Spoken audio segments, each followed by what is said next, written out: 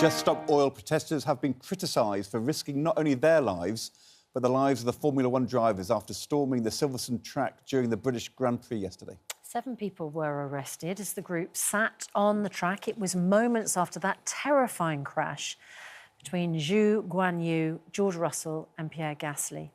Joining us now from Just Stop Oil is its spokesman, James Skeet. James, welcome to the programme. Thanks for having me, Ed. Did you succeed yesterday in achieving your objective? And what was your objective? Well, first up, the Just Stop Oil Coalition is demanding that there be no new investment in fossil fuel projects. So you didn't succeed on that? What we're seeing at the moment is a result of the failures of our political system. Yeah, where normal people feel so desperate that not only is their government not taking meaningful action on the climate crisis, they're actively pursuing 40 new projects that, if completed, will kill all of us. That's a really, really good point, and I totally understand the campaign. Climate change is really important, but I ask you a specific question. What were you trying to achieve yesterday, and did you achieve your objective? I'm on your programme talking about the most critical issue facing humanity, so I'd call that a success. So it's getting the publicity?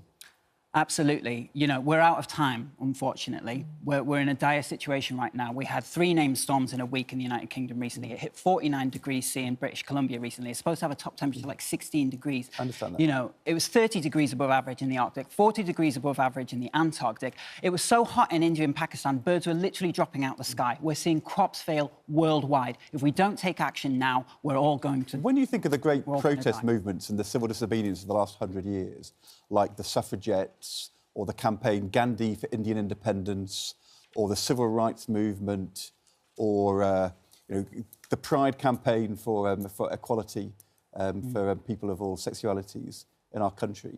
I mean, what do you learn from their campaigns?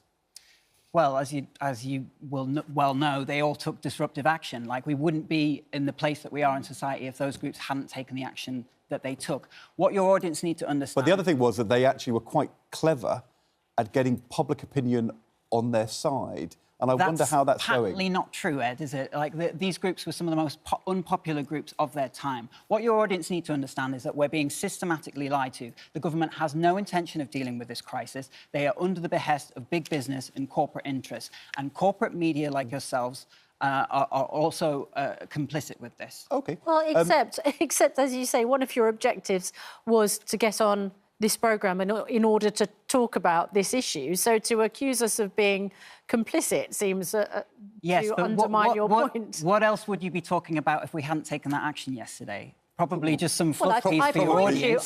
And unfortunately, the mainstream media in general is not giving the climate crisis... Sorry, that is completely unjustified. It's not giving the climate crisis the care that it deserves. Covers this in a way that is completely unrivalled amongst other broadcasters. So I think that is a little bit unfair, and especially as you have, as you say, achieved your objective. You've got it talked about.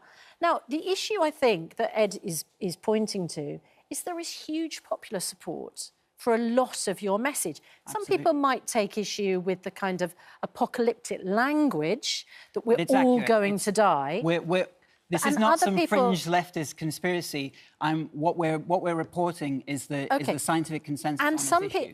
And also, you do actually... I mean, you'll know that Lewis Hamilton, one of the racing drivers yesterday, big up the protesters, he said. I love that people are fighting for the planet, and we need more people like that. Mercedes said Lewis is endorsing your right to protest, but not the method you choose, which compromise safety and that of others. And Hamilton said on Instagram, please don't jump onto our race circuits to protest.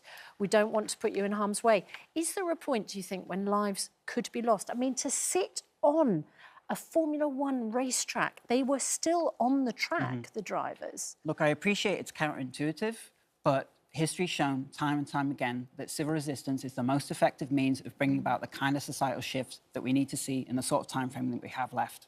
So we move on to your next point, which is that you're actually... So clearly you've achieved your first objective. It's incredibly disruptive. It's very high profile. You get the headlines, you get the interviews. The second issue is, are you having an impact on policy? Well, I mean... And by your own admission, you're not. Well, so I mean, I think that speaks more about the criminality of our government who is engaged in a project again, basically killing the UK population. But if you want to have an impact, and firstly, I'm not sure whether that language is going to help when it comes to lobbying. Or genocidal plans. I mean, the government's it's genocidal. At the moment, I actually know, the government chair of the is Holocaust plowing Commission, £236 million a week of taxpayers' money. They're funneling £236 million a week of taxpayers' money, subsidising the most profitable industry on earth. The chief executive of BP, because I know what the word chief executive of BP says he's got more money than he knows what to do with, and we're subsidising them to the tune of £236 million a week. Now stick that on a bus. I know what the word genocide means, and the one thing you can't claim is that investing in the North Sea oil is genocidal. I mean, it's kind of... I mean, that undermines your case, because people will listen to that. Do you understand the consequences of what happens when we burn that oil? Like, this is not some hypothetical. It's happening now. How many people have to die before you take this seriously? Tell us what genocidal means.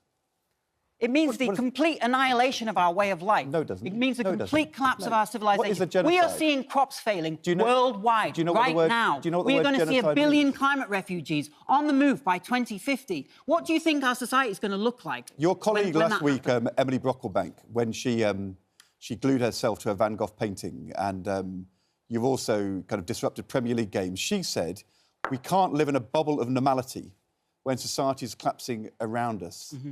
Isn't the point of your campaign that you aren't targeting oil companies or the government? What you're targeting is anybody who is living in this bubble of normality. Anybody living a normal life is your target. And actually, the problem is, who are the kind of people... The problem is... Let me finish my point. I'll ask you a question. I'll ask you a question and you answer. If we do not make our protest visible, but it doesn't get covered by the media. Who are the people in society who target people going about their normal lives to affect their campaign? That isn't Gandhi. That isn't the civil rights movement. That's what terrorism is. You target people's normal lives as a way of changing things. It doesn't feel very non-violent to me. How dare you conflate us with terrorism? How dare you? Saying you have 3 children. You have a massive platform here. You have the opportunity to tell the British people the truth every day. And the fact that you're failing to do that, how can you look at your children in the eye? Sorry, Laura Tobin does do that every day. I'm sorry, I will not have the fact that we don't cover climate change properly on this programme. Certainly not to the degree that you should be. You should be on here telling the British people that they're led by a bunch of criminals who have no interest in dealing with this crisis. Genocide. I think which worries me is if you say anybody who's normal is your target, and you call the government genocidal. We know that they're taking money from these oil industries. You undermine the case. Priti Patel took a £100,000 donation from an oil baron. You undermine your case. We know who they work for, and it's not you, it's not me, it's not anyone watching this. The trouble is, you're setting back the campaign for action on climate change. That's patently untrue. For a start, there was independent research that confirmed that after our campaign in April, the percentage of the population willing to take action on the climate increased. So that's a lie. All right. OK. Thanks very much. I also think it would be an unfair accusation to say that we're not very tough on the government. But we appreciate your company this morning, James Skeet. Thanks very much. Thanks, Susanna. Indeed.